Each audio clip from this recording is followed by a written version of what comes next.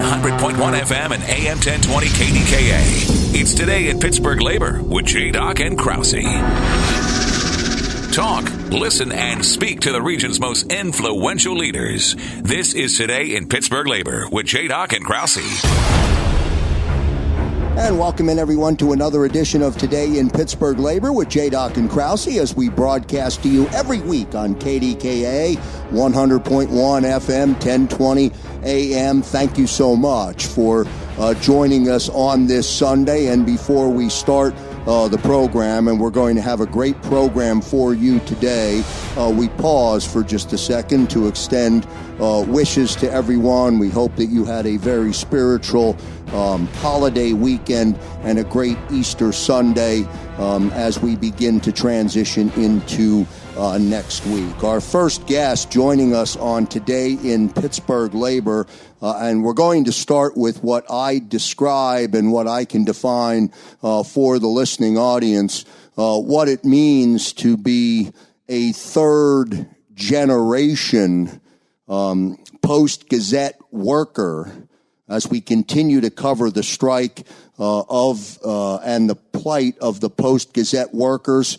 We've been talking about it on Today in Pittsburgh Labor, and with that I bring James Hutchie Van Landingham into the conversation. James, welcome into Today in Pittsburgh Labor, man. Thank you very much for joining me. Well, thank you for having me on. Talk to me, and more importantly than me, let the audience know, James, what it means to be third generation so they can get a real understanding of the timeline and the tenure of you and your entire family. Well, it started with my grandfather. He was a driver for the Post-Gazette. And when my father turned 18, my grandfather suddenly passed away. My father took over and got hired on at the Post-Gazette at the age of 18. And I started in 94. I have 28 years of loyal working experience with this company. And total, we have over 100 years of loyal service between all three generations for this company. And it just appalls me that this company doesn't recognize, and these owners do not recognize, the loyal employees that they have with this company. Hutchie, I think there's a disconnect from the listening audience, and I would even go as far as to put myself in that category, because this is really a tale of the same family owning it, but it's a tale of two different stories. There's the previous members of the Block family who own the Post-Gazette to the modern day, today owners of the Post-Gazette. Talk about that so we get clarity on it. Well, the original owners, especially the uncle to the owners that they have now, Bill Block Sr., he was a gentleman's gentleman. When the 92 strike happened with the Pittsburgh Press, when they put the press up for sale, he bought the press. And he sat down with all the unions, and he was able to come to a amicable solution for a contract with all the unions within a total of like a couple of months, that it took over 6 months for Scripps Howard because they didn't want to negotiate with the unions. And then once the contract was in place, he had everybody, doing their jobs and ironing out all the small little details. I got in 94. A year after I was in, he bought everybody a one-day trip to the Pittsburgh Zoo as an appreciation from him to us. And he spoke to us personally there at the zoo, and he thanked us for saving his job, not to mention all the jobs that we saved, for us by talking with him and negotiating with him.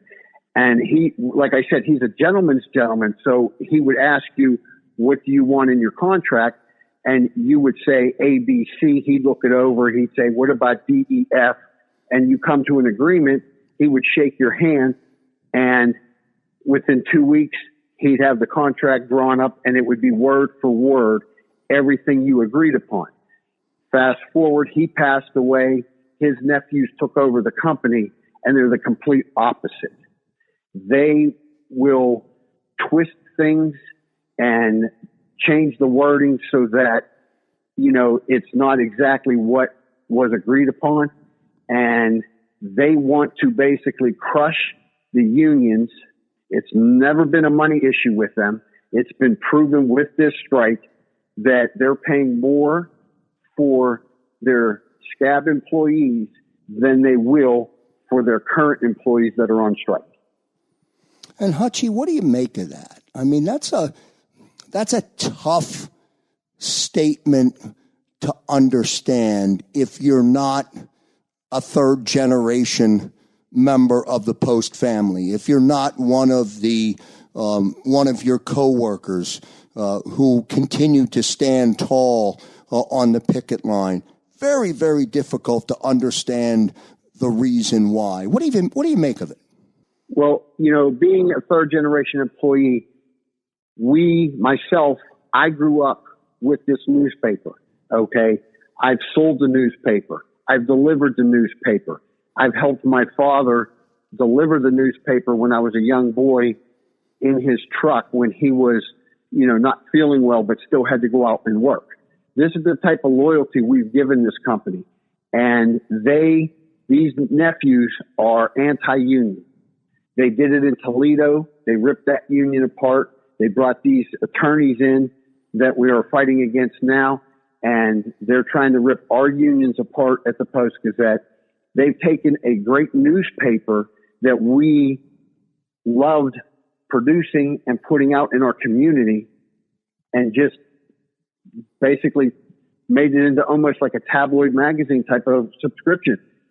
And it hurts us to the core that this family that, again, it's hard. I understand that people who haven't worked for a company like this to understand what it is to be a long-term employee. But what we try to get the people of Pittsburgh to understand, these nephews, okay, have the block communication part of their company. They were able to build that off the backs of my grandfather, my father, and myself towards the end of their tenure when they took over the Post-Gazette, because they made their money off the Post-Gazette in the 40s, the 50s, the 60s, the 70s to build the block communication company that they have today when they bought up all the different media companies that they have, the cable companies and so on and so forth. They bought them off the money they made off of our backs. And to turn around and do what they're doing is just ludicrous. It makes absolutely no sense that they want to crush the unions, that they don't want to sit there and have an honest contract to have honest, loyal employees working for them. They would rather put us out the door, have us on strike, and pay scab workers a higher wage than what they were paying us. And we could be in the building right now. We could be in there printing and putting out this paper to the community, which we love doing for so many decades. We're talking with James Hutchie Van Landingham here on Today in Pittsburgh Labor with J. Doc and Krause here on KDKA. We thank everybody for tuning in. If you miss any of today's broadcast, do re-listen to it on the KDKA website. You'll be able to download and listen to great conversation with Hutchie, who's kicking us off on the show. Still to come, Jerry Lehocky will join us in segment 2, segment 3, and then a little bit later on, before we wrap up the show, we'll talk to a business owner who owns multiple businesses who has pulled his advertising from the Post-Gazette in support of the Post-Gazette workers. Hutchie, last couple of minutes in the interview, and I want to ask you about your trip down to Washington when you attended the State of the Union, your general feel of the support that you've that you and your colleagues are getting. Last week here on the show, we had Representative Dan Miller was on the broadcast, and he joined us and has full support. Chris DeLuzio has been on the program, and he has voiced his support. What was it like when you went to Washington? And can we rally either national or statewide support to put pressure on the nephews to get this thing back to the bargaining table?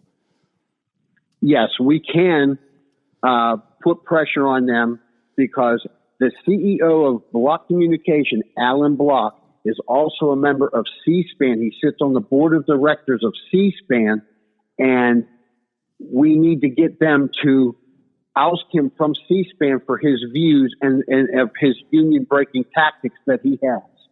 And we've had an outpouring of support from the national government. When I went to D.C. for the State of the Union, I've met a lot of different Congress people that are well in support of us.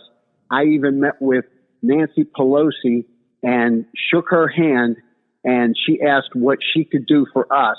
And I explained to her we need the support to be able to put pressure on the Block Communication Company, especially the brothers, Alan and J.R. Block, to get back to the bargaining table and pound out a fair and honest contract for every striking worker down there. And we're also fighting not just for us, but we're fighting for every union across this country to show them that, yes, solidarity stands strong, and you know, we're putting it out there so that they can be proactive in their attempts in future endeavors to get fair contracts with their companies as well. James Hutchie Van Landingham joining us here on Today in Pittsburgh Labor with J. Doc and Krause. Hutchie, I'll give you last word. We have 35 seconds left in the segment. I'll give you last word, and I want to give you the ability to speak on behalf of your colleagues, you and your colleagues.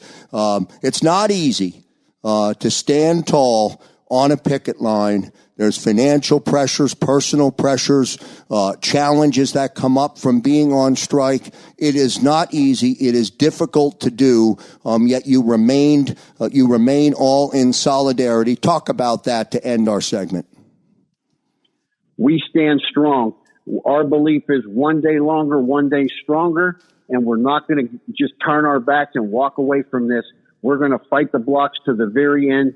All we ask is that the people of Pittsburgh support us, understand that the unions built this city, that every road they drive on, every building they walk into was built on union backs, and they can support the unions and support us by not dealing with the blocks right now. Cancel your subscriptions of the Post-Gazette. Do not visit their digital website, and pull your advertisement from their digital website and from their local newspaper. James Hutchie Van Landingham, on behalf of everyone listening in to Today in Pittsburgh Labor, and of course all of your supporters who are supporting you and all of your colleagues, I say thank you to you, sir, for being a third-generation member of the Post-Gazette, for the hard work, for the commitment, and for the loyalty to a family that has allowed this paper to survive at a very, very high level for a long, long time. Hutchie, I appreciate it, man. Thank you. All right, that's James Van Landingham joining us here on Today in Pittsburgh Labor. We'll get to a commercial break. Back on the other side. We are going on strike because of unfair labor practices, where the company literally canceled the health care. Being a mom on strike and being a single mom on strike to 2 young kids, it's very nerve-wracking, a little bit stressful. I'm doing my best to look at it as everything will work out, and I gotta just trust the situation, but it's very nerve-wracking. I'm a mailer in the mailroom, been an employee here for 28 years. I'm a third-generation employee. Between my grandpa, my dad, and me, we have close to, if not more than 100 years of loyal employment with this company. You can call the Post-Gazette and tell them you do not want to have a paper delivered. You do not want a paper delivered until this labor dispute is finalized and settled.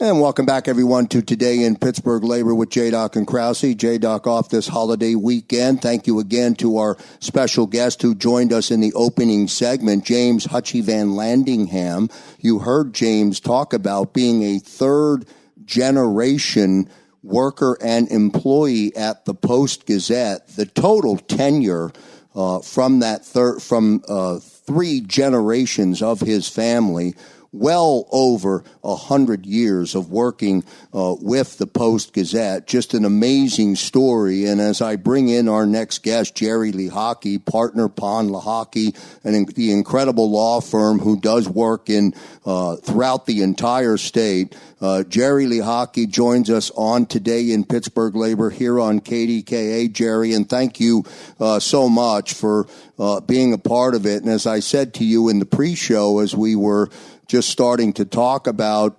the conversation that I wanted to have with you, it's so disheartening for me to learn, the more I learn about the plight of the Post-Gazette workers. You're a Pittsburgh guy, Jerry. You're a union guy. You're from a union family. I am. You know what these workers are going through. Talk about that for me for a moment. All right. Well, first, Joe, let me say hello and thank you for having me on the show again. It's always pleasure and an honor to spend some time with you talking about the things that are near and dear to my heart, which are the issues involving the workers, the men and women who give their blood, sweat, and tears to various employment segments of our Commonwealth, whether it be union or otherwise. And, I often say, and I've said this throughout the 37 years that I've been practicing workers' compensation, is that if employers and the insurance carriers who insure those employers did what they were supposed to do in terms of following the laws and acting in good faith when it relates to a worker, whether it be an injured worker or someone who's sitting down at a collective bargaining table, if they did what they were supposed to do, I wouldn't have a job. I would be out of work. But because they don't do what they're supposed to do, because they turn their backs to the law, and because they don't act in good faith when it comes to negotiations, as we've seen in the Post-Gazette saga, I'm a very busy lawyer, unfortunately. And Jerry, when I hear Hutchie, who was our opening guest on the show today, and you may have heard me reference that, incredible tenure, a third-generation employee. And when I hear him use words like crush, the intent to crush the employees that are on strike by Block Communications, man, that's bothersome to me when I hear that. Well, it's bothersome. It's upsetting. It creates anger, as well as confusion, because, you scratch your head and you say to yourself, why would an employer take a position of wanting to crush its employees? Were it not for a collective bargaining agreement, employers would have crushed the employees of the United States years ago. The collective bargaining agreement it levels the playing field, and it provides protections, much needed protections, to the men and women who devote their lives to an employer. And what they ask in return is a fair shot, fair wages for a hard day's work, protection from being illegally terminated, bargaining for health benefits, and fair wages. Fair wages, that's all. Look, if you know this, I don't have to tell you this. The country is in an economic upheaval. We have, inflation coming at us. We have interest rate increases. We have prices going through the roof, and wages have to keep up with that. Otherwise, this gap that exists between the haves and the have-nots continues to increase. And what happens when that gap gets so big that you can't find a middle ground?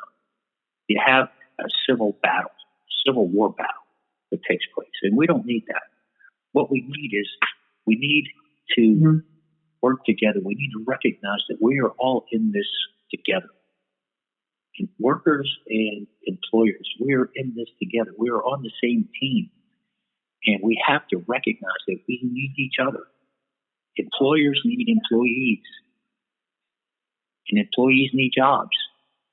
And that's what makes the country go. That's what capitalism is all about. And if an employer takes the position that it doesn't need employees, that employer isn't going to be around long. That's the bottom line. Now, we know that when you are involved in collective bargaining negotiations, there's a lot of positioning. There's a lot of leverage that each side tries to get and tries to maintain and tries to exert on the other side. That's just the nature of negotiations. But at the end of the day, both sides have to enter into this with the idea that you're going to have to compromise at some point. And from what I've seen, as far as the workers at the Post-Gazette are concerned, they're coming to the table in good faith. They're willing to sit down. They're willing to negotiate. And you can't solve a problem if both sides aren't willing to sit down in good faith, recognize that there has to be compromise, and get to the end result, get to solving the problem, get to opening back up the Post-Gazette, getting the papers back out, getting these people back to work, and getting profits generated for the employer. That's what this is about, keeping this business going, keeping jobs going. And you can't do it if both sides aren't willing to do it. It's that simple. Jerry Lehocky joining us here on Today in Pittsburgh Labor as we broadcast to you every week here on KDKA. We continue to have conversation and dialogue about the Post-Gazette workers who are on strike. The strike now well north of 6 months, which started in October, but they just recently celebrated, as you know, from listening to this program, the 6-year anniversary of the end of what was the last contract. And our context of conversation with Jerry Lehocky, who's a partner of Pon Lehocky, who specializes in managing and helping workers who are victims of negligence. And Jerry, I don't know if, and maybe I'm out of turn by saying this, and I'm okay for you to correct me. I almost feel as though the Block Communications and the owners of the Post-Gazette, who are not willing to come to the bargaining table in good faith, despite a court order, despite a second mediator ordered to the table, are being negligent to those very workers that built the Post-Gazette. Well, Joe, I would use a different word than negligence, because negligence is a vague term, and it could run the gamut from an accident to something that should have been done that wasn't done. Here, what you have here is an intentional act. You have a premeditated act not to sit down. That's worse than negligence. That's bad faith. That's an intentional decision made by management of the Post-Gazette not to sit down and look the workers across the table, look them in the eye and say, let's solve this problem. So it's, in my opinion, Joe, it's worse than negligence. This is an intentional tort. This is an intentional harmful act. And by continuing this intentional harmful position, the men and women who are on strike, they don't have money coming in. And guess what? It's not easy for them. It's never an easy decision for any union worker to decide to go on strike. But sometimes that's their last resort. And that's the only leverage they have is to put a suspension on the profits, put a suspension on the production, whether it's the newspaper or a car or an airplane, whatever it may be. That's their only leverage when the contract expires. So, at some point, look, you and I have been around on this earth long enough to have seen multiple strikes by a variety of different employment segments of our society. All right. And what eventually happens 99 times out of 100, it gets resolved. So sooner or later, management is going to feel the pinch because, they're paid based on profits and production, and their own way of life is going to be impacted. And when both sides feel, or when I should say the management feels that they're being squeezed too hard, they're going to come back to the table. The fact that they're refusing to have a federal mediator there, that's absurd. That's absurd. The federal mediator is there to say, hey, I'm going to look at both sides here. I'm going to tell the workers where I think they're being unreasonable, and I'm going to tell management where I think they're being unreasonable. And it's my job as the federal mediator to bring them close together, bring them to the middle. And it's depending upon the level of unreasonableness that the mediator perceives on either side, they're going to exert influence to get them to the middle. So when you have a situation where management says, we don't want a federal mediator, what does that tell you? That tells you that they don't want to be reasonable, that they're not willing to compromise, that they're not willing to enter into an arm's length discussion across the table to the workers and say, hey, let's solve this.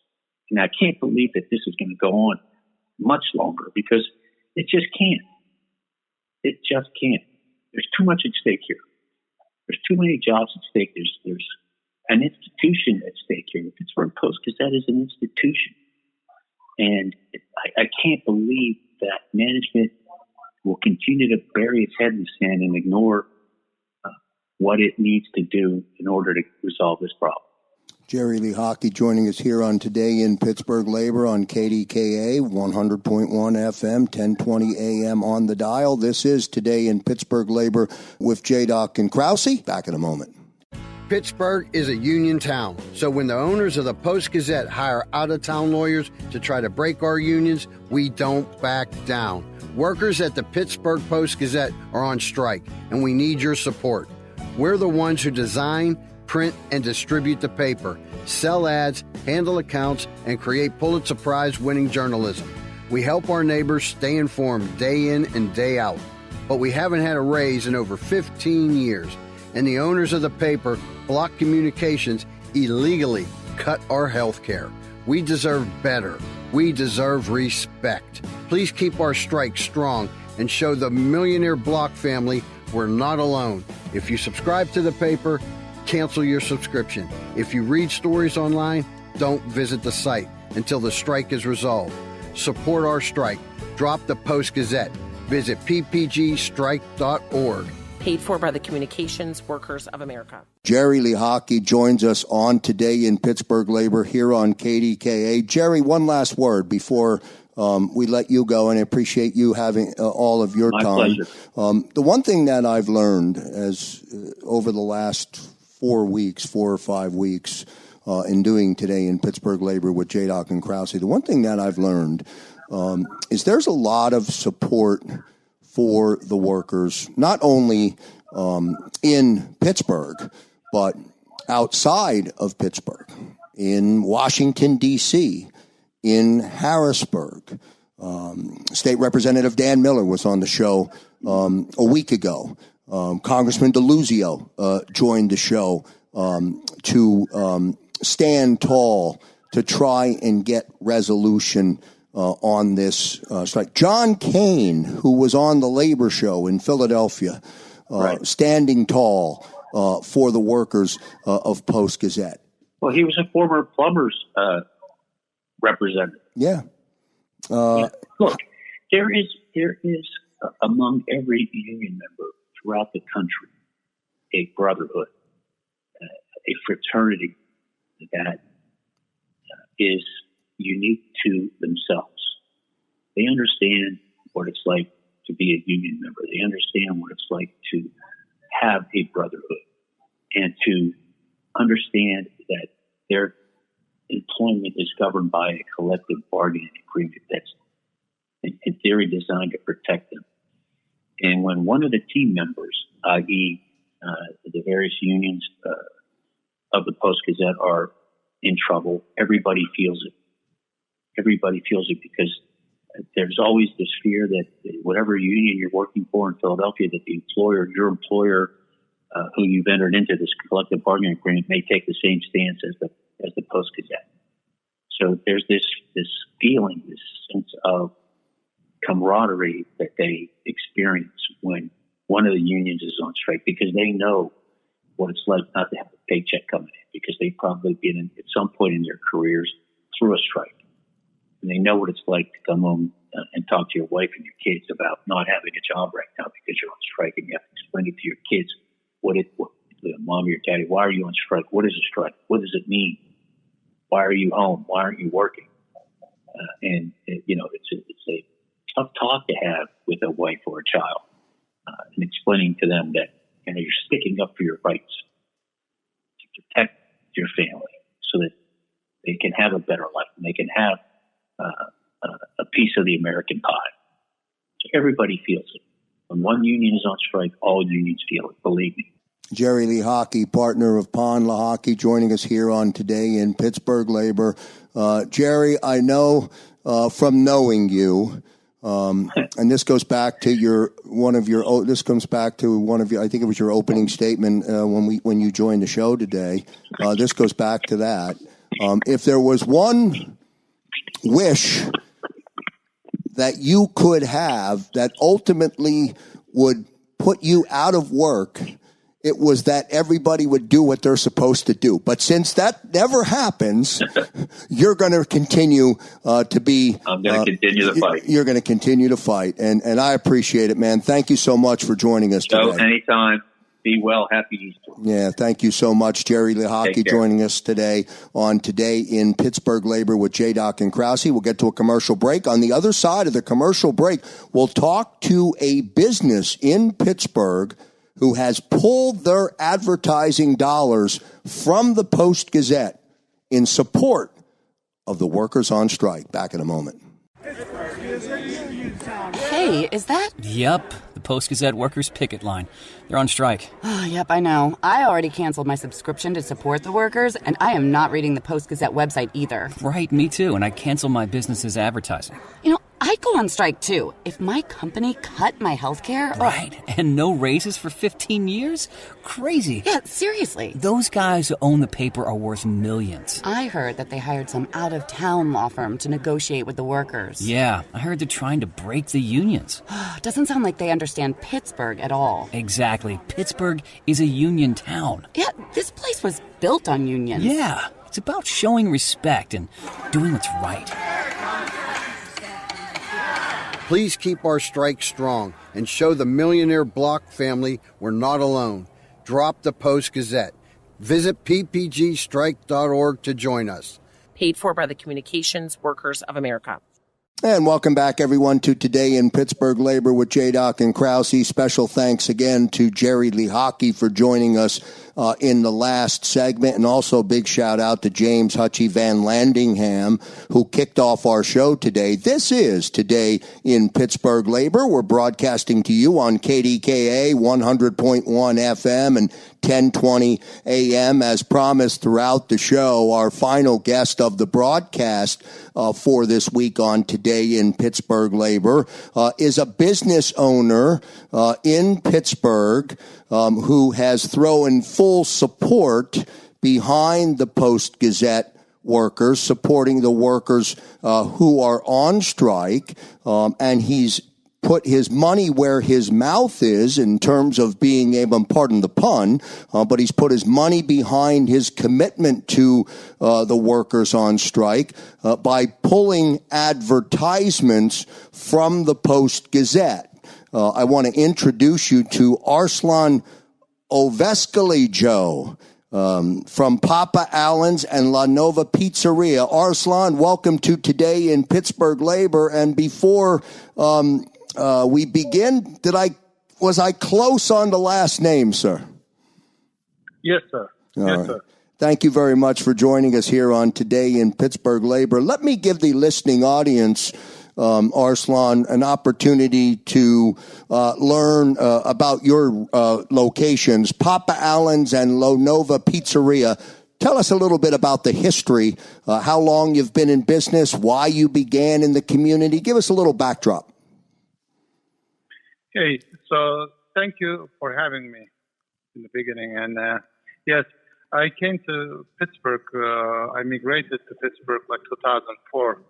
And I started learning English, and then I went to college and got my master's MBA from Geneva College. And then I needed to support my family. So the only thing I've been thriving for the business. So pizza is kind of lucrative business. And we started running business in 2010. And in Springdale, the first location we opened in Springdale, and then 2015 we got the second location in downtown.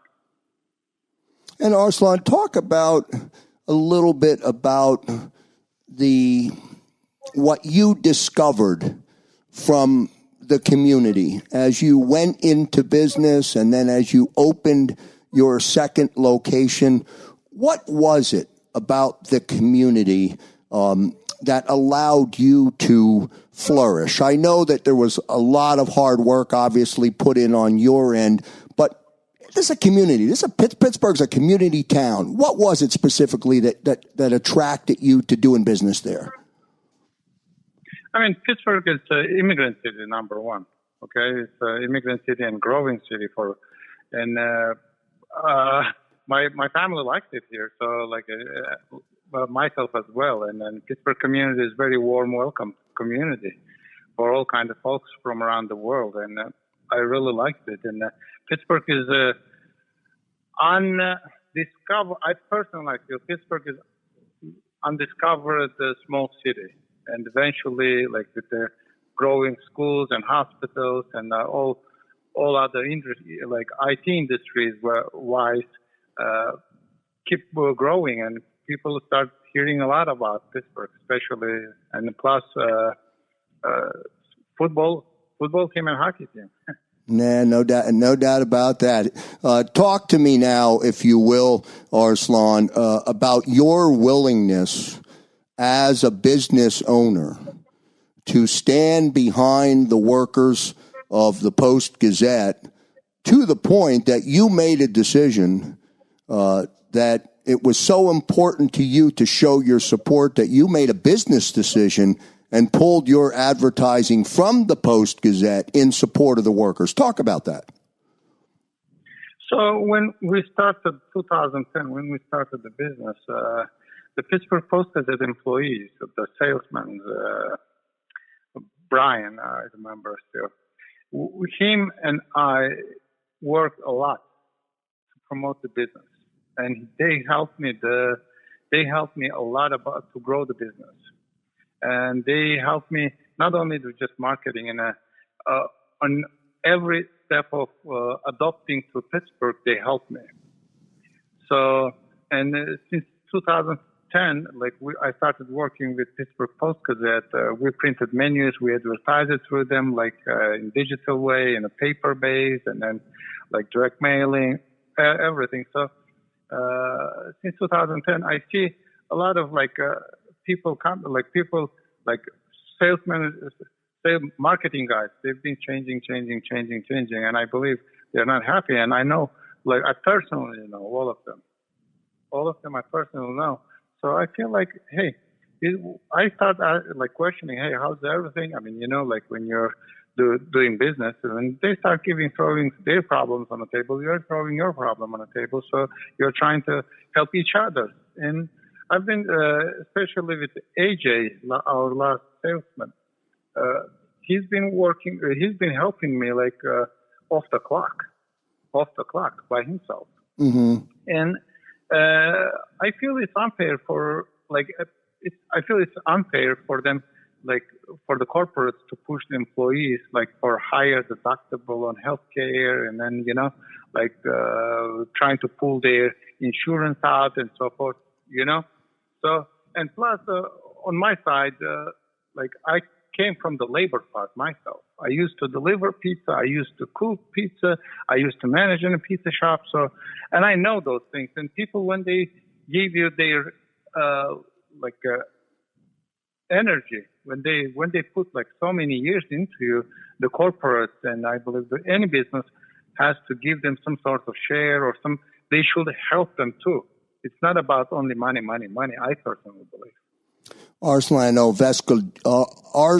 Overgylyjov joining us here on Today in Pittsburgh Labor as we broadcast to you on KDKA. How do you feel, Arslan, when you see some of the pain that some of the heartache and some of the stress and that some of the striking workers have to go through? You know, it was interesting.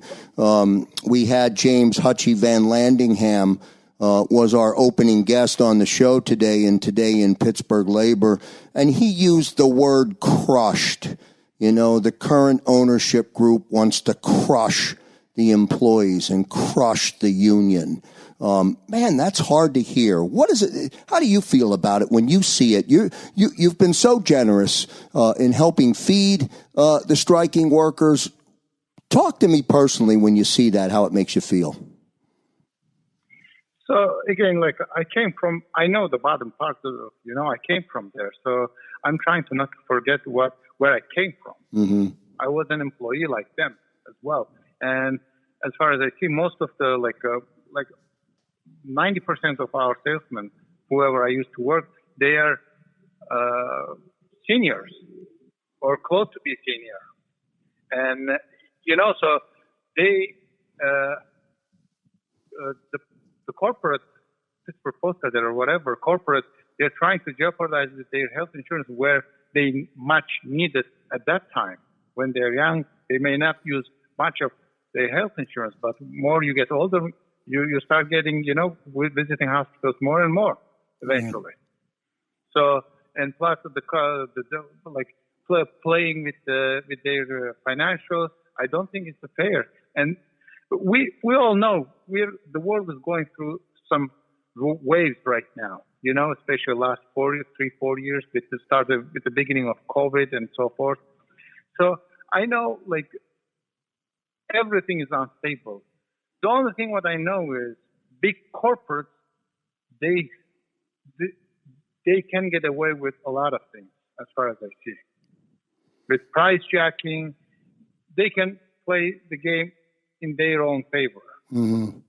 So I feel like the employees of Pittsburgh Post Gazette, they need, I don't know how much it will help them, my help, but I wanted to show my loyalty for them, to AJ, for instance, because he's been working with me, he's been helping me to promote the business. And okay, well, yes, we can print our menus somewhere else. It's going to be a little bit pricier than what it used to be, but it is what it is. I prefer my loyalty. Arslan Overgylyjov joining us here on Today in Pittsburgh Labor. Papa Allen's and LaNova Pizzeria. Do yourself a favor. Reach out to Papa Allen's or LaNova Pizzeria. Arslan, you're an incredible person, and I really, really appreciate you joining me today on Today in Pittsburgh Labor. Thank you. I really appreciate your time. Thank you very much, sir. That's going to do it for this edition of Today in Pittsburgh Labor with J. Doc and Krause. We appreciate you tuning in every week on KDKA. Until next time, I'm Joe Krause. Believe in hope, everybody. See you next time.